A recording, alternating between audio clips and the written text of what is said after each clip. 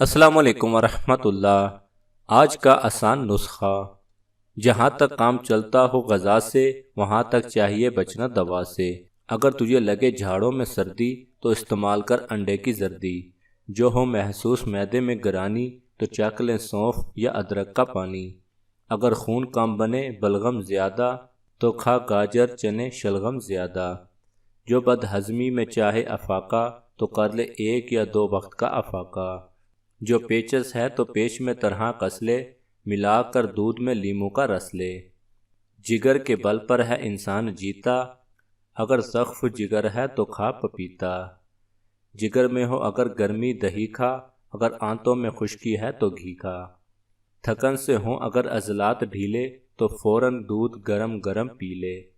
جو طاقت میں کمی ہوتی ہے محسوس تو پھر ملتانی مصری کی ڈلی چوس۔ زیادہ گر دماغی ہے تیرا کام تو کھایا کر ملا کر شہد بادام۔ اگر ہو دل کی کمزوری کا احساس مربع آملہ کھا اور اناناس۔ اگر گرمی کی شدت ہو زیادہ تو شربت پی بجائے آب سادہ۔ جو دکھتا ہو گلا نزلے کے مارے تو کر نمکین پانی سے غرارے۔ اگر ہے درد سے دانتوں کے بیکل تو انگلی سے مسوڑوں پر نمک مل۔ جزاک اللہ خیرہ۔